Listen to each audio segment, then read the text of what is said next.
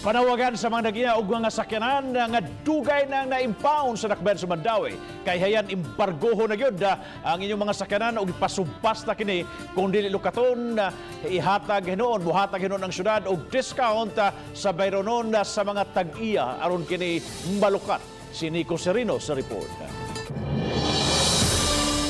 Kini ang sitwasyon karon sa impounding area sa Mandawi City dapit sa karaan nga merkado.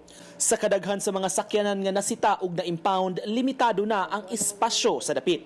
Ug tungod kay ubay-ubay na ang unclaimed vehicles, maong midusuog ordinansahon sa sesyon sa konseho karong simanaha nga maghatag og amnestiya sa mga nanag-iya sa mga sakyanan. Nauyunan sa first reading nga ang mga na-impound nga mga sakyanan gikan tuig 2015 hangtod 2017 30% nga diskwento sa storage fee ang ihatag. 20% discount sa mga na-impound gikan sa tuig 2018 hangtod 2019. Samtang 50% nga amnesty sa mga na-impound sa miaging tuig nga dakong discount tungod kay nagka-pandemya. Ang amnestiya ihatag aron makaabag sa tag-iya, pagproseso ug pag-claim sa sakyanan. Kay gayon na nila nga makuha na nila og balik ang ilang mga sakyanan. Nakita na ko nga daghan na kayo ang mga sakyanan nga until now wa gihapon maklaim sa mga tag-iya. Giklaro hinuon nga ang diskwento alang lang sa storage fee kay kinahanglan gihapon nga bayran ang uban nga multa ug traffic violation. Mutakda pa ang team nga 30 ka adlaw balido ang maong amnestiya. Kanang mga six-wheelers, kanang mga trailers, that's 500 per day. So dako-dako gina silang bayran.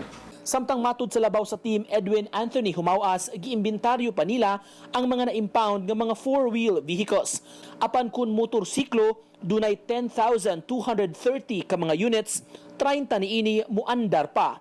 May 60 sab ka mga tricycles. Okay, magpakuan pa sa public hearing pa man ta, atong ikuan dissemination. After na, musit na tag adlaw, nya 30 days ra gina siya.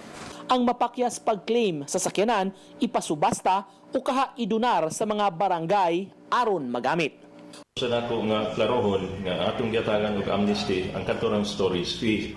Ang kantong mga traffic violation nila nga nahimo wala to'y labot sa amnesty.